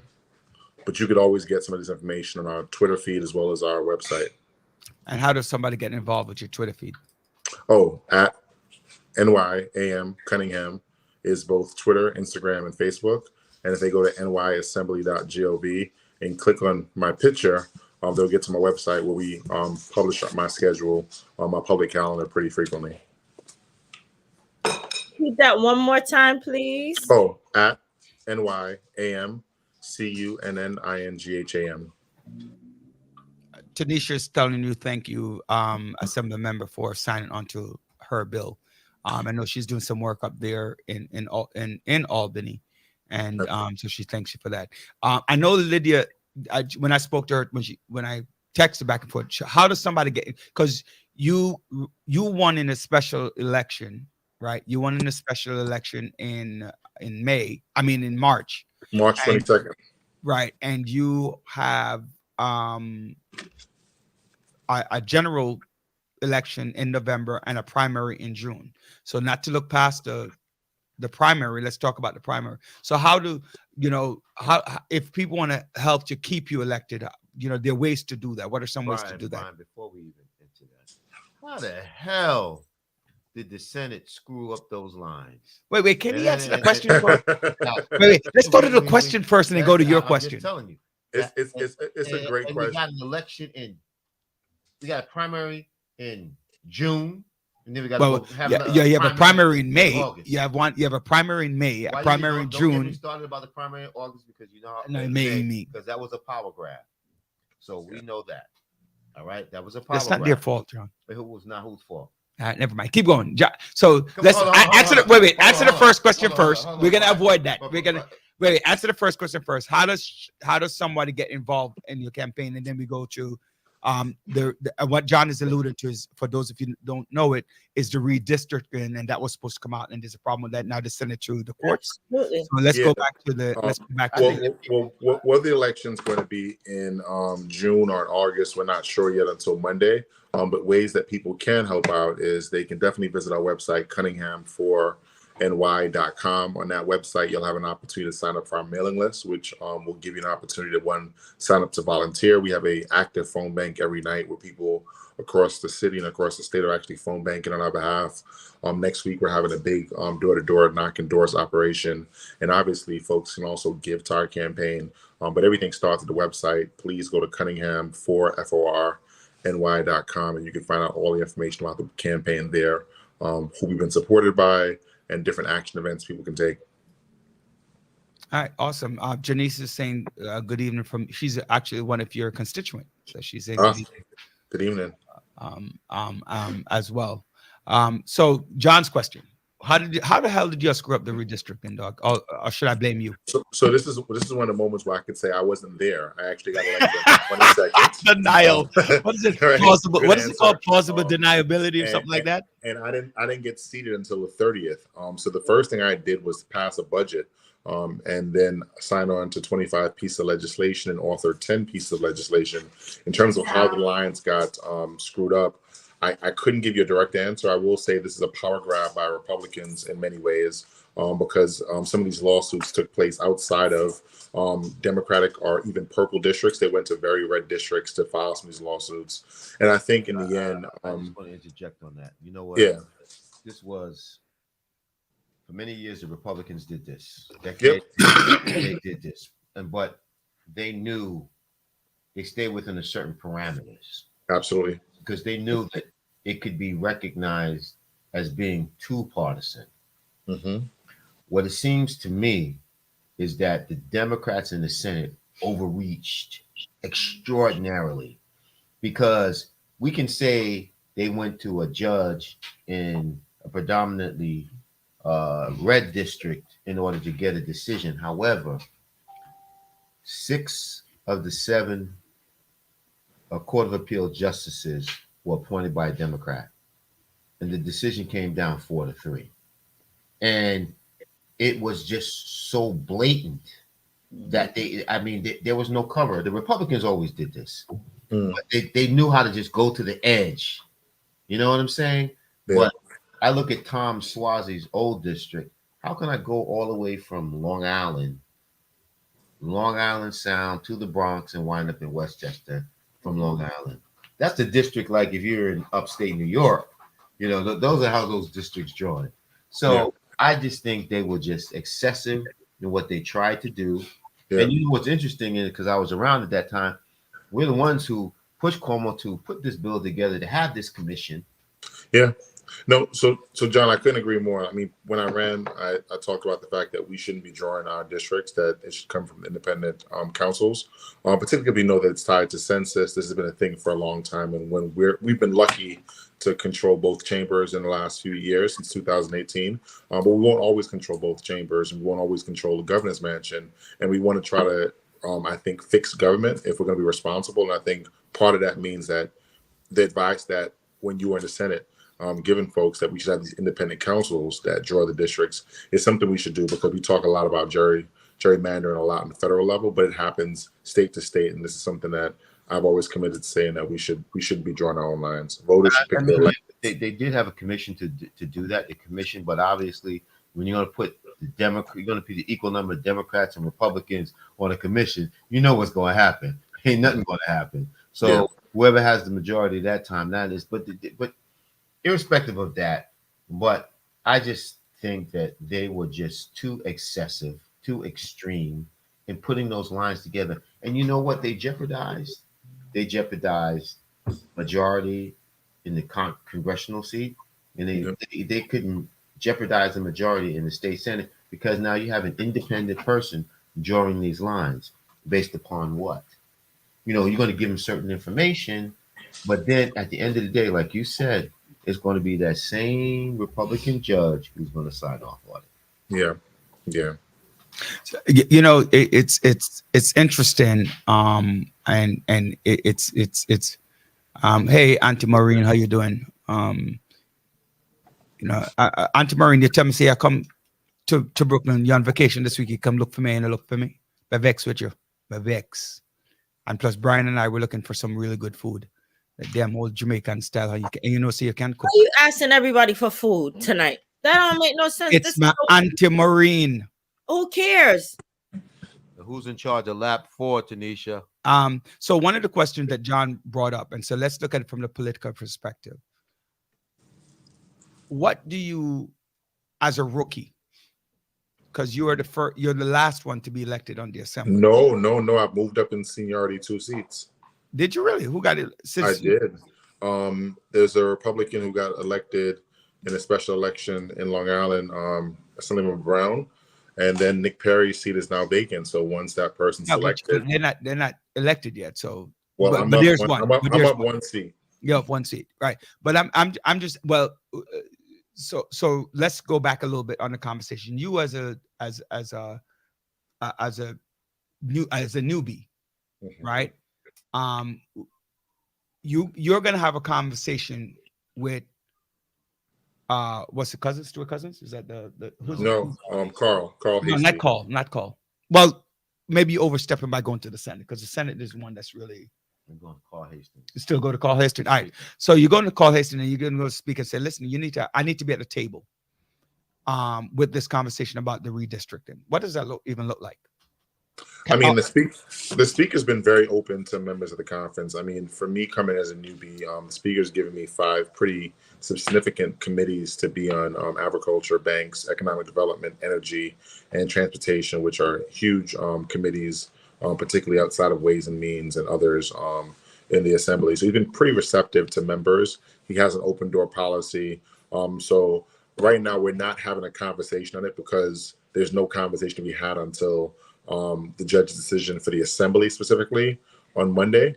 So I think we're just waiting to see what the judge lands on. That too, huh, Brian? What's that? Somebody challenged the assembly lines too? They challenged the assembly lines as well, not on the merit of, I don't think we had the same kind of line construct that happened in the Senate, but they're saying the practice essentially is the process is what they're challenging, not necessarily the lines itself. There's nothing you can do, as you know, John, that would change the outcome of the assembly being the majority house, but certainly they challenge the process in which it was done. Okay, so going back to some of the conversation that we're having and the laws that you put, tell us. We are interested in being an elected official. We want to be in Albany. Tell us what was exciting when you got what was the first thing that was exciting? What was the first thing you took a picture of? The first thing I got a picture was my wife and I and my mother at the speaker's desk, which was really good. The speaker had offered us an opportunity to take a picture there. Took a picture at my actual desk, which is seat number 7, which is right on the floor. And the other thing we took a picture of was the members rising to welcome me into the conference, which was really I think breathtaking in that sense of having to go through the journey of, as you know, running for city council in 2017, and then finally being elected to represent the community I was born and raised in was I think one of the most gratifying experiences. I think every morning when I walk into Albany, you're just in awe. The fact that somebody like myself, who is a first-generation American, can walk into a conference and be able to legislate on behalf of the 22 million people in the state of New York, but specifically the area I was born and raised in. Excellent. What's your new office like? They put you in a corner, or you got? No. I have a great office view. I have to send you a picture of it. I have a nice window view looking at the plaza. So I'm on the 6th floor, room 631. If you're ever in Albany, please stop by. All right. I don't have a conference room attached to it yet. I'm not a chair of a committee yet, but that comes with much more seniority. But I do have a great office and a great parking spot. I know. Speaking of which, John and Joanne, I had the pleasure of attending a community. I want you to tell us a little bit about that. The right by Downstate here in Brooklyn, they have now put in a community access electric charging stations. Electric charging station. Tell us how does that work for your community and what is that like? knowing that you're part of that inauguration Yeah. of the electrical charging station. It was amazing, actually, because I actually drive an electric vehicle as well. And as you know, it's easier to find a gas station in the city of New York than it is to find an electric charging station, which is, I think, part of the hesitation for people who want to move from fossil fuels to a greener economy. They're having a more challenging time finding that. When you get outside of New York City specifically, and you get on the highways, you find a lot more charging stations. So Con Ed has partnered with Downstate Medical Facility to create some charging stations. There are about 16 in the city, and I think this is a huge step because it's not necessarily Tesla specific or brand specific. Anyone with an electric vehicle can charge there. And again, this is part of our roadmap to getting the city energy efficient in a green economy. As someone who sits on the energy committee and someone who studied under Senator Kevin Parker, who is the chair of energy in the Senate, this was a very exciting proposition, particularly, again, selfishly as a driver of an electric vehicle, to drive somewhere where you don't have to pay the parking lot fee to get in to charge your vehicle. I think it's incredible, and looking forward to seeing more charging stations and some legislation I'm actually going to introduce to help retrofit some of our gas stations to become charging stations, in addition to having gas. We're not erasing people's ability to drive gas vehicles. We're just saying that where there are gas stations, that we have to expand the footprint of also creating access for electric vehicles to be charged. Yeah, you know what's cool about that? I could go to work at Downstate, drive an electric vehicle, park my car, pay $250 an hour. Yep. And the lessons per hour, if you do multiple hours, Have your car fully charged. and the car fully charged when you finish working. Yeah. No, it's an incredible game changer. I'm looking forward to seeing more of these implemented. Again, there's like 16 in the city right now. And this is a partnership with Con Edison that's rolling this out. And I think as we look at that, we have to try to figure out as well, as we have more and more charging stations, what kind of infrastructure we're going to retrofit to make sure that in the summertime, as we're increasing the power loads on the grids, that we have more solar, more wind, more turbine, more access to energy, so that we're not conking out anything in the city as we retrofit. But it's going to create a lot of green collar jobs as well. A lot of people talk about the new Green Deal, but no one talks about the economic impact on what this means, that someone without a college degree can be certified in green technology, be paid enormous wages, live in their community, help build their new infrastructure for a greener economy for our kids. You know, I know I'm hogging a little bit, but Yeah, I can't help myself. But there's one thing I remember I was sharing the story about. I don't know if I shared the story on air about how I locked my key in my car, right? Yep, I remember that. Right. I don't know if but there's a point in that when you talk about green energy, and I locked the key in the car because I'm going to this event, right? My parents have their car here, so when they come up, they have a car to drive, but it's an old car. So I'm like, let me take it for a drive because it's sitting around for a long time. When I got into the car, I didn't know that when the engine is on and you close the door locks automatically. I did not know this. So I went to close back my gate to my driveway. I called up the dude to come open the car. He came, literally, he took a thing and he goes, scoop, scoop, scoop, scoop, create some air in the door, used one of those things, John, and wound down the window in the car. Literally took him 10 seconds. He charged me $150. Yeah. I went through 12 years of high school, 4 years of college, 2 years of to get my master's, and a year and a half to get my second certification in the school administration. And I have never made $150 an hour, especially not in 10 seconds.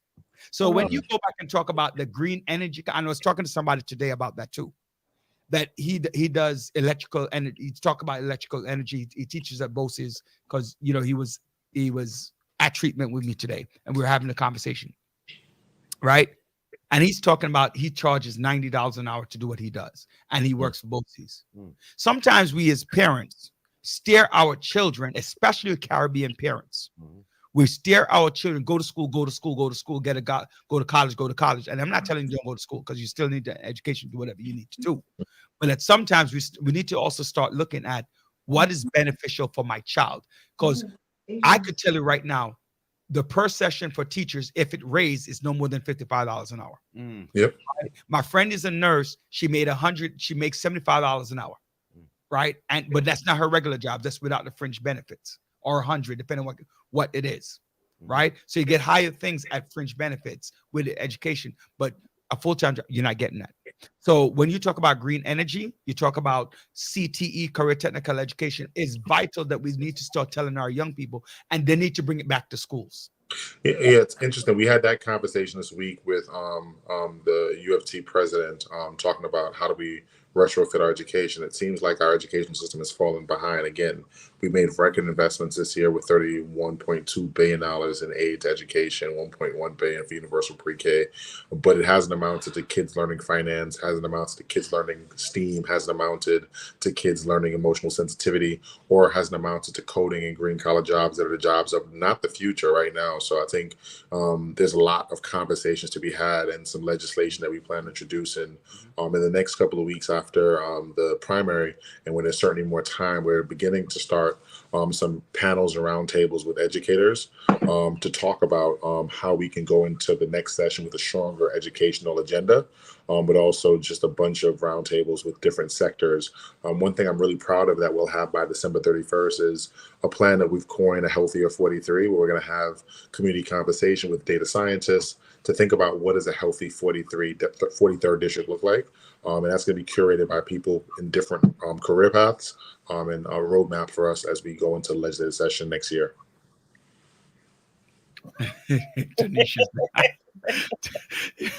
Tanisha, you got jokes. Now you just told everyone how I just saw that in the chat. That might be very true. Visiting nurses make up the throne. Yeah, depending on where you go, but a lot of traveling that's involved with that as well. But you know what? I commend you for jumping into the race, coming out, and you kept your word every time, and you're going strong at it. And of course, you touch on my topic, education and mental health. Overall, especially looking at some of the issues that's in the news this week, in regards to young 14-year-olds raping an adult, a 23-year-old female in their home. So and summer youth is coming about and it's busy, and the mayor trying to make sure that the kids stay safe and safe, but also out of trouble. What are some of your ideas and some strategies that you will implement or help to bring together in order to help move our young people towards a positive course? Yeah, so one of the things we're doing, we're actually going to be hosting summer interns in our office. I think a lot of people talk about the summer program, talk about the investment of actually the time that it requires to have them and actually taking them on. So here's a challenge to all state legislators, city legislators, and agencies throughout the city is hire a young person. I think we know the best thing that can happen to a young person is that their time is occupied over the summer months and they're with mentors and folks. We spent some time in working for My Brother's Keepers Alliance, which the whole premise of it with the Obama White House was to make sure we created access and opportunities where otherwise young people wouldn't have access and opportunities. So we're going to model by example on this, as well as we're putting together a summer resource guide with different resources for young people where they can go this summer, not only do work, but also through extracurricular activities over the summer. Thank you. And that was going to be one of my questions. Were you going to have any summer? Absolutely. We're going to have summer interns on the high school level as well as the collegiate level. And one of our collegiate sites partners is Meg Everest College right here in our backyard. The CCM, which is also in your backyard, but I do think is in the former. They moved. They're not in their backyard no more. They're in East New York now. They did? Okay. All right. I'll reach out to my colleague Nikki Lucas, who represents the East New York area of Brooklyn. Yeah, she got you beat by a month, huh? Got me beat by a month. Got seniority by a month, and she passed the first bill today. Her and so two of my colleagues. There's four of us who the speaker calls the special caucus, and the special caucus is the four folks who won special elections: Eddie Gibbs out of Manhattan, Manny as well out of Manhattan, Nikki and myself out of Brooklyn. 2 out of 4 of us have passed the bill, but they've been there for 3 months. So me and Nikki, myself and Manny are looking to pass the bill in the next 2 or 3 weeks, hopefully. I was going to ask you a question around one of the conversations that is had, people think that your primary focus is funding, but one of the things that you address all the time is talking about legislation. Mhm. One legislation which has just come down at the federal level, well, a leak. It hasn't been official yet, Not right? legislation. I mean the law. What is the policy? Supreme Court decision. Yeah. Yeah, the Supreme Court decision that has been leaked. I don't know. I haven't read anything that it came out yet on the abortion. Yeah. And going back to the state level. New York is very much a blue state, so I don't see New York as not a state where women is not going to have the right. I mean, there are parts of New York where it doesn't, where very high Republican state don't want cities and towns, counties, they don't want that.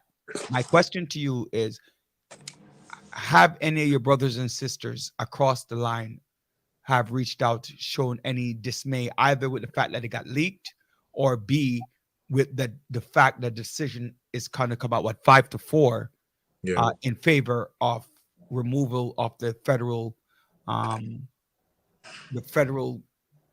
role in abortion and making it going back to the state? Not necessarily.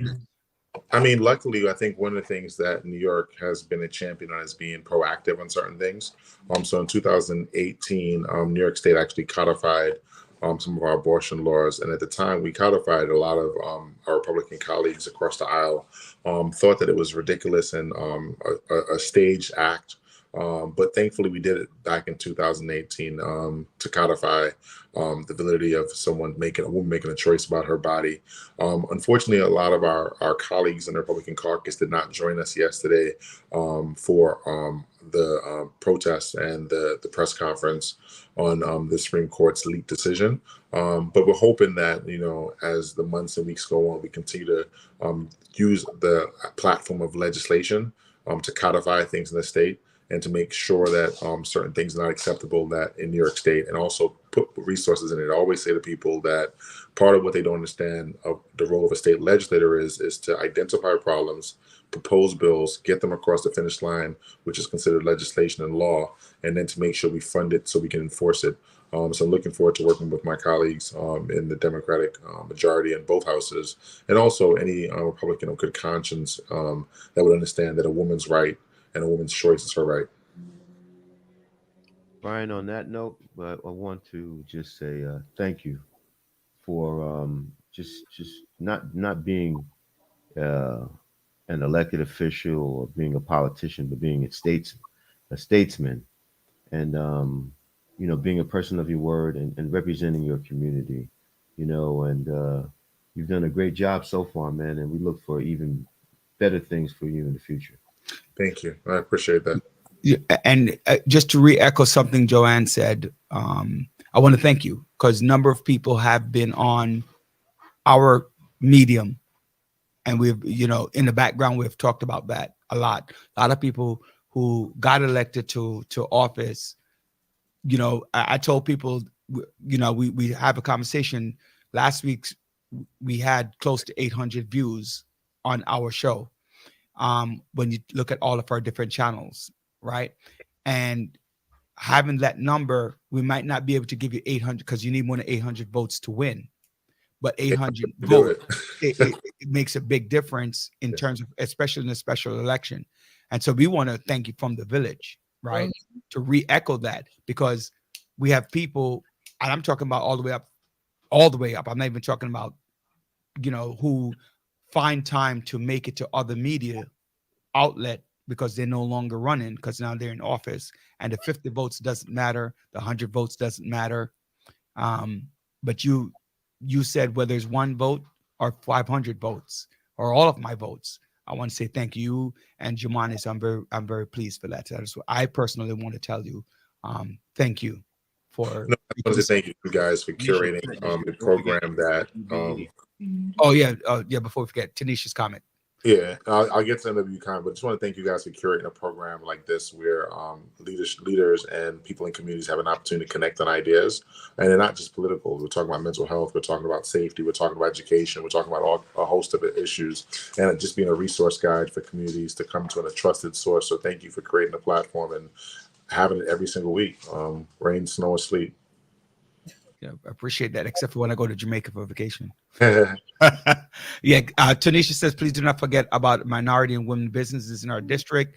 MWBEs need access to more business development to maintain their businesses. It is easy to start a business, but it's harder to maintain it. I do have a personal question on that because I'm actually in the process of opening a business, and obviously I fit in the MWBE category, I think. Whenever I wake up every day. I don't know about that. Yeah, I don't know. My heart might be not MWBE, but physically you can't tell me otherwise.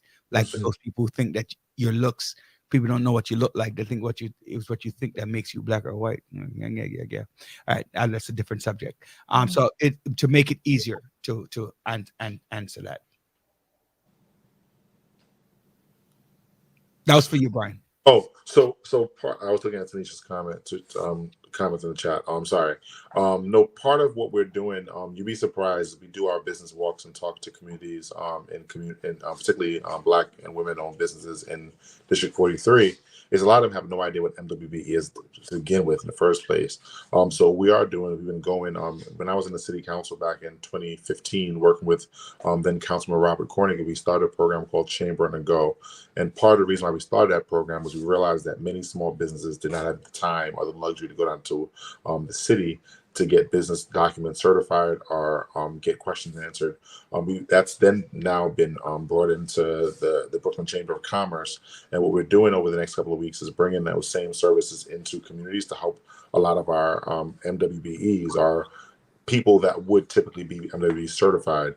The state has over $20 billion in procurement every year annually that oftentimes doesn't get tapped into, as well as getting many of our vendors in our communities, particularly food vendors, certified through becoming a DOE vendor, so they can provide goods and services to schools.